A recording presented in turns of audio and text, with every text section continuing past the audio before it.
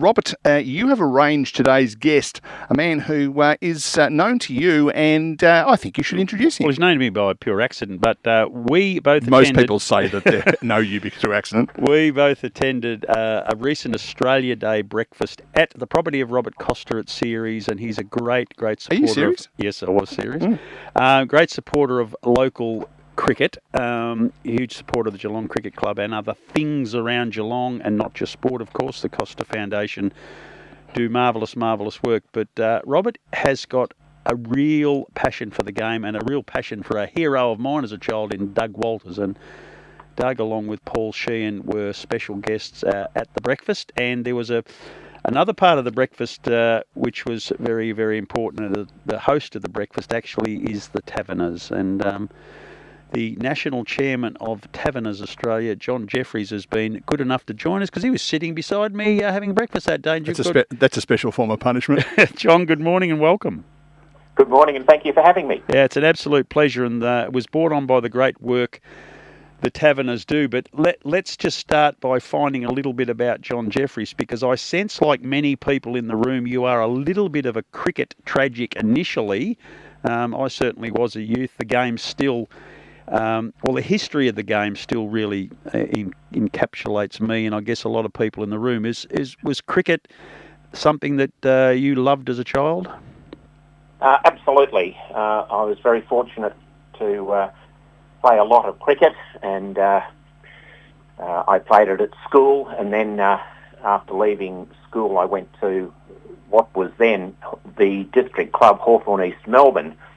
That was in the early 70s, and was fortunate to play some games in the first 11, and my captain at that point was unfortunately the late Bob Cowper, who certainly is famous for his 307 at the MCG. But as a wicket keeper, it was somewhat special to have Bob Cowper at first slip as my captain. Yeah, and bowling a few offies at you as well. What a wonderful player he was, and I guess another one of those victims of the times that perhaps like Paul Sheehan, who we saw speaking on Australia Day, whose focus, because cricket wasn't professional, it had to be career-wise, and Bob left the game far too early to pursue his own career interest. But he could have been, had he played out a normal career, one of the all-time greats. There's absolutely no doubt in that, but he managed to turn his business interests into something unbelievable, and something people like us would only dream of. Yeah, he certainly became very successful in that space, but one of many great Victorians at the time, and sadly we've lost a lot of them lately. Geelong's own Ian Redpath and Keith Stackpole were close by Bob's departure. So for you, playing district cricket at a time where those characters did play a lot of district cricket in Melbourne, unlike today's very good players, it must have been quite a thrill for you. There's absolutely no doubt, and it in some ways is a demise of cricket. The pathways that now happen, you don't get test players playing very much shield cricket, let alone district cricket. But back in my day, they came to district practice, and you faced them in games and in the nets, and I think we all became better cricketers because that high-level test cricketer was in and about all the time, whereas nowadays, as I said, they just don't turn up at shield very much, and certainly not at district sides, and I think the game is all the poorer for it. John, it's Neil here. Thanks for joining us. I'm a little bit younger I'm a lot younger than Rob, truth be known, but when I was growing up, I was always fascinated by the fact there was a Carlton Cricket Club and a Collingwood Cricket Club and a Fitzroy Cricket Club that matched the names of VFL teams as they were in those days. There was the Hawthorn East Melbourne combination. Did you play at Glenferrie Oval, or was there another ground somewhere else that the Hawthorn East Melbourne played on? No, we played at Glenferrie Oval, which, as I said, I was a wicket keeper. You're standing on the boundary line. Deadly, because if you missed the ball, it was not a little single. It was 4 or nothing, wasn't it? You could just about drop a short pitch delivery for 6, I would have thought. Because, the other thing that strikes me about those grounds, I'm thinking of Glenfrey Oval. I went there a couple of times to watch footy. You look at grounds like the ground at Northcote. I would have thought the pitch would be a bit unreliable, particularly early in the season. Hard to get a run on, I would have thought. Pretty good for bowling on. Oh, absolutely. And for a while they weren't covered. So, again, it toughened up your batting, and you valued your wicket. And perhaps if we had some of that going on now, we wouldn't have had the catastrophe at the MCG this season, where people would have valued their wicket a little bit more and perhaps dug in. Very, very good point. Absolutely could not agree with you more. And there's a long story there, but we won't go today. One thing I was going to ask you while we're talking about the greats coming back into the district ranks, you got a chance to learn a lot. Tell me, when you come out to bat against initially Collingwood and then Carlton, did Keith Stackpole give you a lot of advice from first slip? Absolutely. I was going to run with feedback, but run with advice, that'll do. No, it was advice. It wasn't feedback. It was he enjoyed the new younger recruits coming out to the crease. That seemed to lighten him up and get him going. Was that sort of tactic? And we're talking about some pretty raw, hard, in your face sledging. Was that quite common through those ranks at the time? Absolutely, but it wasn't nasty. It was clever and it was aggressive. But you just take it. That's part of the learning, and get on with what you're doing. Yeah, I had a friend of mine who played 8 or 9 games with Paran in that era, and he remembers being first introduced to Nigel Murch, and you probably crossed swords with him a few times. He was another one of those great characters, a sort of Merv Hughes before Merv come along. He was an idiot. Allegedly. Because the thing is, you being a wicketkeeper and me being a very ordinary wicketkeeper towards the end of my cricketing career, I would have thought that you'd have a couple of heroes in the banter stakes. There's a chap called Ray Jordan, I think. He's give him one too. And also a bloke called Barney Jones, whose son could play a bit. They would have been a bit mouthy, I would have thought, behind the stumps. Yeah, I didn't have much to do with Barney Jones. I certainly met him and played against him, but no particular issue. But Ray Jordan, in fact, one of the most sensational cricket and football coaches, and probably more so in football and AFL football, that is, than cricket. But I didn't get a lot from him. I think I only played against him a couple of times. But an absolutely dedicated guy. Well, I actually had the good fortune. It's my biggest claim to fame in cricket. I dismissed a 12-year-old Dean Jones when I was 12 in a game out at Whitefriars Oval in Donvale. And Dean had made 200 not out against us the previous game, and this time I got him second ball. I spent the rest of the morning being roundly abused by his dad, and words I didn't know the meaning of. And so I have had interaction with Barney. Yeah, you seriously have? Oh, for 2.5 hours with a 12-year-old. Give me a crack. Now, John, cricket's finished. Did you take the pathway into cricket administration or coaching post your playing days? Yes, I headed off overseas to play cricket. I then came back and played in the 3rd and 4th 11 at St Kilda as a senior player, helping the youngsters. And when my eyesight and ability started to let me down and I couldn't play anymore, I picked up the administration side and have held a number of committee positions at Hawthorn, St Kilda, Melbourne University. I went back there to play veterans cricket, and I've been on the committee at each of those clubs. I guess I love cricket, and I love the people around cricket. Cricket is a unique sport. Unlike many, you actually spend approximately half the game sitting with your teammates, unless you're a Ricky Ponting or a Steve Smith and you're making a lot of runs. You're sitting while your team's batting and you're talking. It's the most wonderful team environment, and I just love that. It's a real highlight of my life is talking to people about cricket, and it's, I guess, because you get so used to it, spending a lot of time talking to your mates, and therefore picking up the admin side to help clubs. And then for the last 25, 28 years, I've been part of Taverners Australia, which is a not-for-profit, and we assist youngsters, both boys and girls, aged generally 15 to 25, who have some form of disability or need. Doesn't have to be a physical disability, it might be a financial need. We help them to play sport. We generally concentrate on cricket, but we in fact support disabled swimming, riding for the disabled, tennis. We did a lot of support here in Victoria around the Australian Open when Dylan Alcott was playing in the much lower levels. We were funding those tennis championships. We also put money into Indigenous sport. We've supported the Indigenous cricket up in Northern Territory for many years. And as I said earlier, we support youngsters who are struggling to play cricket.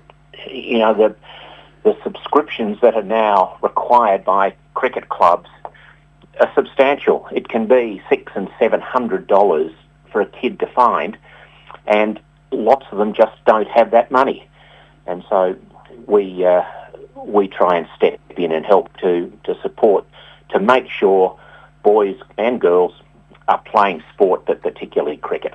John, you've had a pretty traditional cricketing pathway, but as far as the Taverners go, did you find them or did they find you? I found them just because of cricket. Taverners in Australia has been going 44 years, started in 1982. That was a few years after I commenced at Hawthorn East Melbourne in the 70s.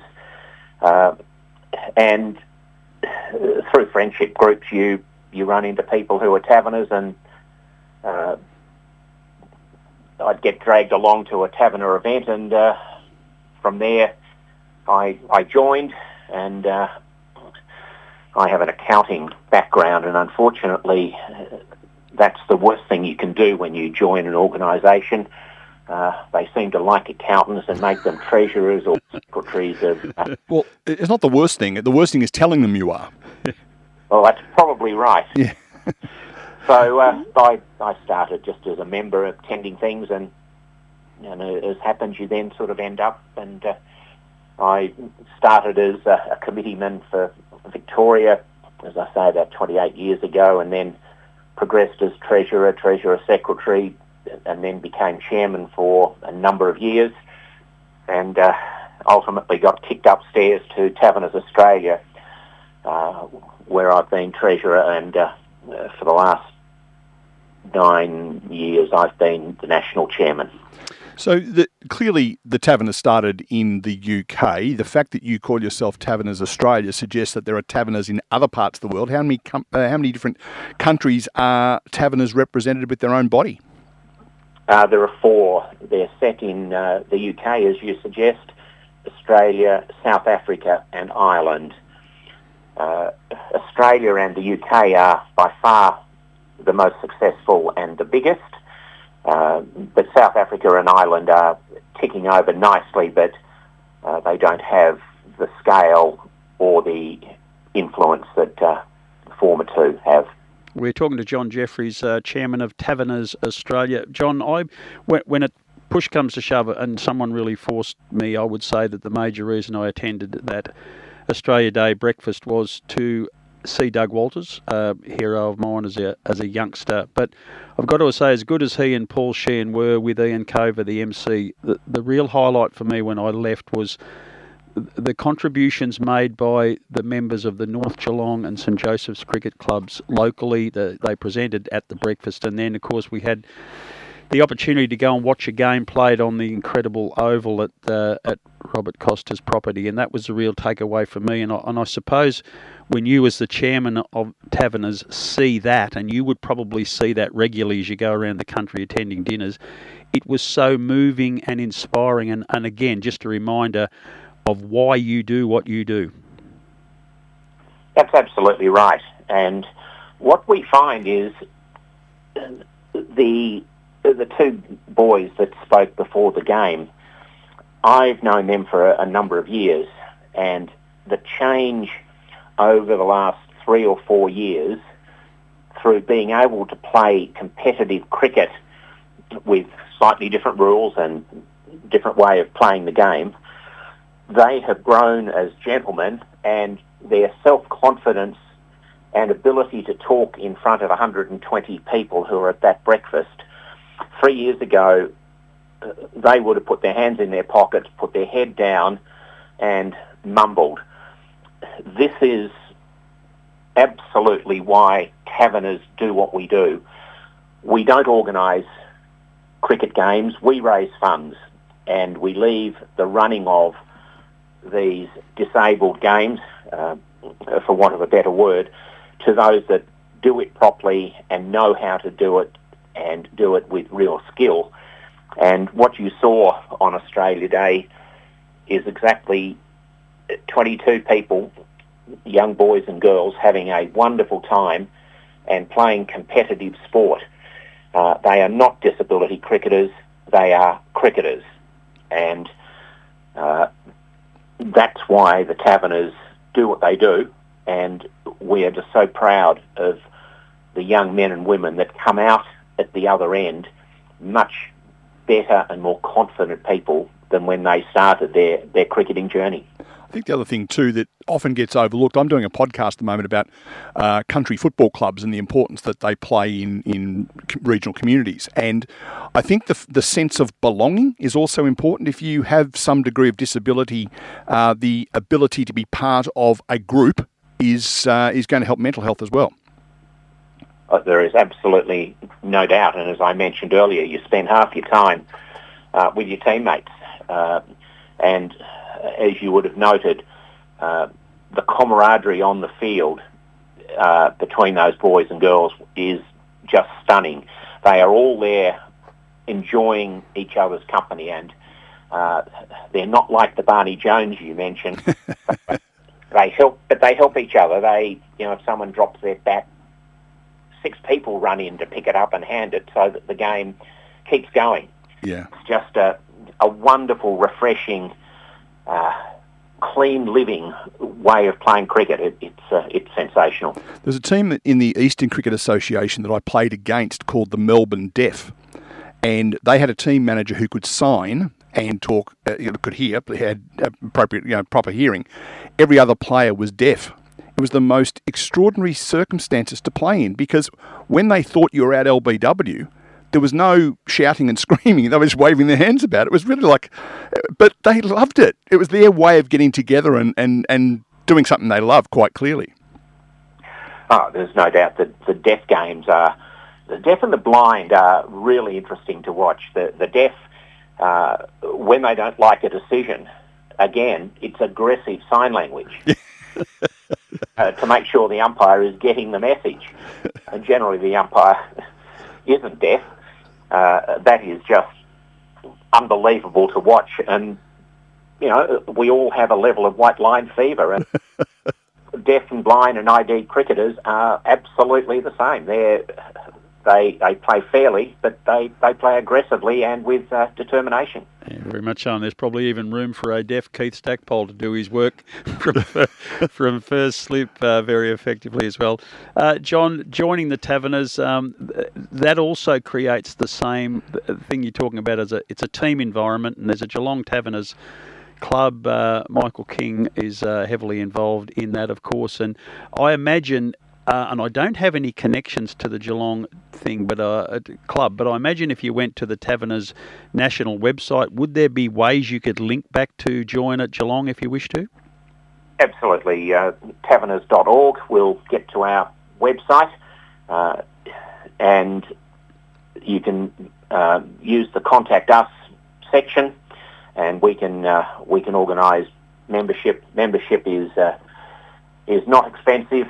From memory, it's $70 a year, and we then run series of functions around Australia. There are, in fact, 11 branches all around Australia in every capital city and territory, and some regional ones, as you mentioned, Geelong, also the Hunter region and northern New South Wales.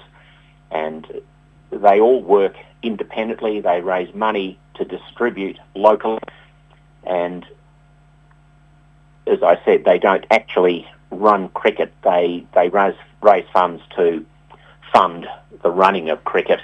And although you haven't asked, we raise over $500,000 and distribute over $500,000 every year. We distribute about 90% of what we raise. We have some running costs. We do not pay employees. It's, website costs or running function costs. But about 90% of what we raise gets distributed. And as I say, it's over $500,000 a year that goes to the grassroots level. It doesn't go into an anonymous bank account and just sit there waiting for something to happen. We fund actual activities. And if you had been sitting with John and I on Australia Day morning, you would have understood why, and more importantly, how powerful this $500,000 is. John, thank you so much for your time. I really, really appreciate it. It is a great story, and you can be part of Geelong Taverners. It is equally as welcoming and an enjoyable place to spend your relaxed time. If you're a cricket nut or a sport nut, get involved and watch the benefits of this wonderful organisation here locally in Geelong. John Jeffries, Chairman of Taverners Australia, thank you so much for your time. Neil and Robert, thank you very much indeed. It's been a pleasure. Thanks, John.